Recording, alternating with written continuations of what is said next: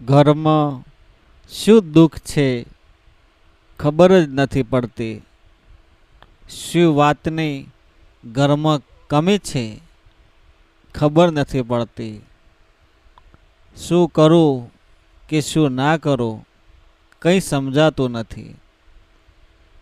નાણાકીય ભીડ પડે છે, વ્યવહારોમાં સમસ્યાઓ સર્જાય છે, ઘરનું વાતાવરણ અનુકૂળ નથી રહેતું.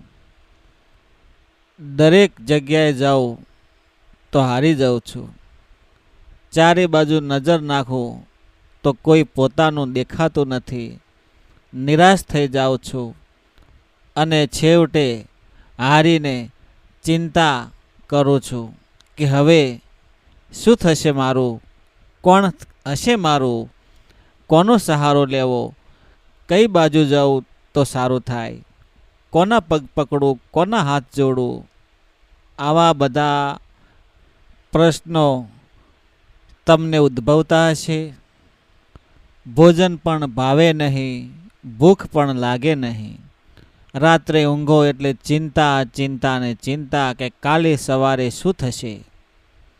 રાત્રે નીંદર ના આવે એ વખતે તમારા વિચારો એવા બની જાય કે તમને કશું ખબર જ ના પડે કે કયા પ્રકારનું દુઃખ હશે, ઘરમાં શું હશે, શું નહીં હોય. દુઃખ હોય તો પછી શું કરવું, કયા પ્રકારનું દુઃખ હશે. આવા બધા વિચારોથી તમારું શરીરનું સ્વાસ્થ્ય નબળું પડે છે, માનસિક સ્થિતિ તમારી ખોરવાઈ જાય છે અને દબદબો, ગભરામણ, અકળામણ, તમારા શરીર ઉપર અનેક પ્રકારના ભાર અને નકારાત્મક શક્તિથી તમે ઘેરાઈ જાઓ. તમારે વિચારવાની શક્તિ ઘટિત થઈ જાય છે. સારું વિચારવાની જગ્યાએ તમે ખરાબ વિચારવા લાગો છો. કોઈ તમને સાથ નથી આપતો કે સારો સંકેત નથી મળતો કે સારો રસ્તો નથી મળતો, સારો માર્ગ નથી મળતો. ચારે બાજુ અંધારું અંધારું ને અંધારું દેખાય છે. કોઈ પણ કિરણ અજવાળાની નથી દેખાતી. કોઈ એવી આશા નથી બંધાતી કે શું કરવું. આ મિત્રો તમારા જીવનનો એવો સમય છે કે જે ગમે તેટલી કાળી ભમ્મર રાત હોય પણ દિવસ તો ઉગવાનો, અજવાળો તો થાય ને થાય.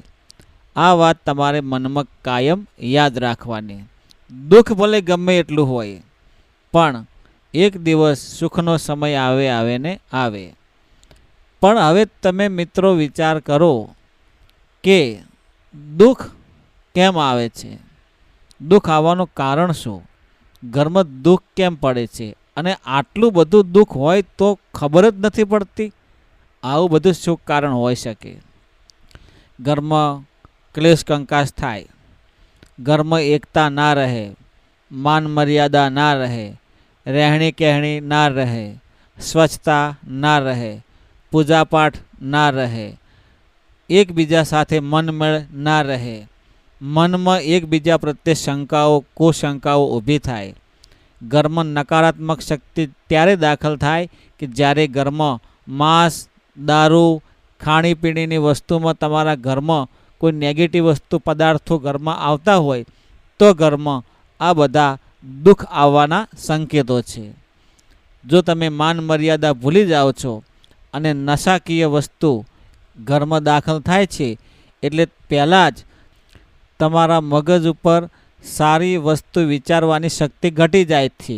સકારાત્મક વિચારો આવતા નથી એટલે બધું ચીડિયાપણું લાગો, ગુસ્સો આવો, તમને કંઈ ગમે નહીં, કોઈ બોલે તો ગમે નહીં, કોઈ સારું બોલે તો તમે એનો ઊંધો અર્થ કાઢો છો એટલે તમે એકલતા અનુભવો છો. તમે જે કહો એ સાચું અને બીજા કહે બધું ખોટું. આવો તમારામાં અહંકાર આવી જાય છે. જ્યારે માણસમાં અહંકાર આવે છે ત્યારે દુઃખનો પાયો નાખે છે. કોઈ પણ કાર્યની શરૂઆત નરમથી કરવામાં આવે છે. જો તમે લોઢાને નરમ કરો અને જેવો આકાર આપવો હોય એવો તમે આપી શકો છો.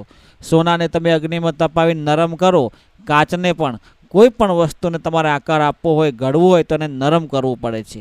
એટલે પહેલાં નરમ થવું પડે સારા બનવા માટે. ગરમ થવા જશો તો બધું બાજી બગડી જશે અને ઘરમાં દુઃખ આવશે. તો મિત્રો, તમે હોય કે ચાહે હું કેમ પણ ન હોય, દુઃખ દુઃખ ને દુઃખ આવું બધું કેમ થાય છે?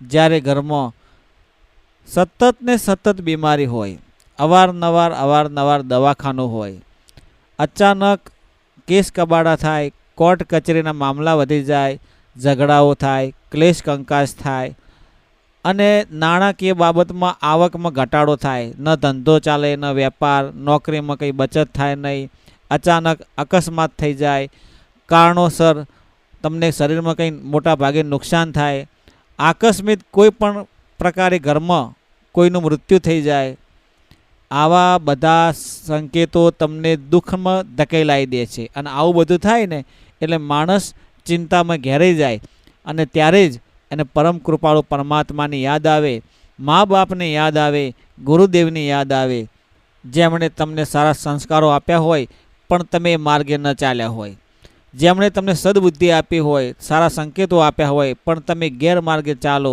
તમારું વર્તન તમને ગેરમાર્ગે લઈ જાય એટલે દુઃખ કર્મ આવે ને આવે. એટલે હવે તમારે વિચારવાનું કે દુઃખ ક્યાંથી આવે છે.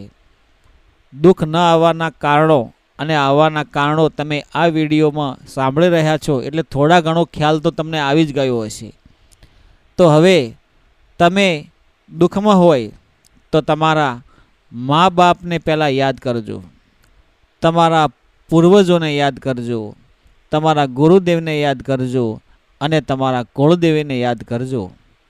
એટલે તમને ખ્યાલ આવશે કે તમે કયા ગુણમાંથી આવ્યા છો અને કયા ગુણમાં તમે રહેવાના છો, કયો ગુણ અપનાવવાથી ઘરમાં સુખ આવે. આ મિત્રો વિચારવાનું રહ્યું. પૂર્વજોના ગુણ ઉપરથી, સંસ્કારો ઉપરથી, કુળ અને કુળમાંથી તમે અને તમારા વિચારસરણી તમારા પૂર્વજો ઉપર આધારિત રહે છે. હવે જ્યારે પૂર્વજોએ કુળદેવીની સાધના કરી હોય, ઉપાસના કરી હોય, કુળદેવીને રાજી કરી હોય, એ પેઢી તરી જાય છે.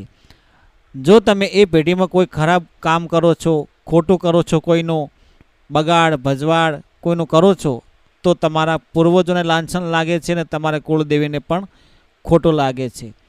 જો તમે સારા હોય તો તમારા માતા પિતાને સારું લાગે કે મારો દીકરો સારા માર્ગે છે, સારું કામ કરે છે. પણ જો તમે ખોટું કરતા હોય તો મા બાપને બધાના વચ્ચે તમારું સાંભળવું પડે છે અને તમારી ઇજ્જતને આબરૂ લજવાય છે. એવી રીતે દેવગતિમાં પણ એવું જ હોય. સારા કાર્યો થકી સારું ફળ મળે છે, પણ સારું કાર્યો કરવા માટે સહનશક્તિ જોઈએ, ધીરજ જોઈએ અને શાંતિ જોઈએ. જેટલી તમે સારું કાર્ય કરવા જશો એટલી તમને નિષ્ફળતા મળશે, પણ નિષ્ફળતામાં શાંતિ ધીરજ રાખવી પડે તો જ તમને સારું ફળ મળે છે. ઉતાવળ કરે આંબા પાકે નહીં. તો મિત્રો હવે ધ્યાનથી સાંભળજો કે તમે ઘરમાં કોઈ એવું કામ ન કરશો કે દુઃખ ઉદ્ભવે. અને હવે પછી તમારા પૂર્વજોની અને કુળદેવીની કૃપા મેળવવા માગતા હોય તો ચોક્કસપણે નિયમિત સવારે વહેલા ઊભા થાવ, નાહી ધોઈને દીવાબત્તી કરો, તમારા કુળદેવીના મંત્ર જાપ કરો. બની શકે તો ઘરમાં ગુગળનું ધૂપ પ્રગટાવો, એનો ધુમાડો આખા ઘરમાં પ્રસેરો. બની શકે તો બાળકોને શિક્ષણના માર્ગે લઈ જાઓ. બની શકે તો વ્યસન અને ફેશનથી બહુ દૂર રહો. ફેશન કરો પણ મર્યાદામાં, અને વ્યસનથી તો ઘણા કોષ દૂર રહો. કોઈ પણ પ્રકારે ઘરમાં રહેણી કહેણી ન બગડવી જોઈએ, સ્વચ્છતા જળવાવી જોઈએ, માન મર્યાદાનો ભંગ ન થવો જોઈએ. જેવા તમે સારા હશો તો તમારું જે જીવન ચરિત્ર સારું બનશે તો દુનિયાને દેખાશે, અને દુનિયા તો દર્પણ છે, જે હશે તમને કહી દેશે કે તમે કેવા પ્રકારના માણસ છો. એ સર્ટિફિકેટ તમને દુનિયા આપશે. જ્યારે જ્યારે તમે સારા બનશો તો ઓટોમેટિક સકારાત્મક શક્તિ તમને વળગવા લાગશે.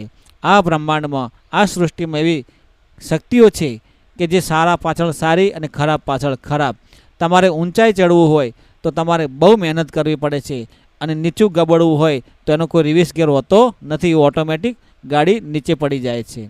સારા બનવા માટે સારા માણસોને ઉઠક બેઠક કરવી પડે, અને ખરાબ બનવા માટે તો કશું કરવાનું હોતું જ નથી. ઓટોમેટિક ખરાબ થઈ જવાય છે.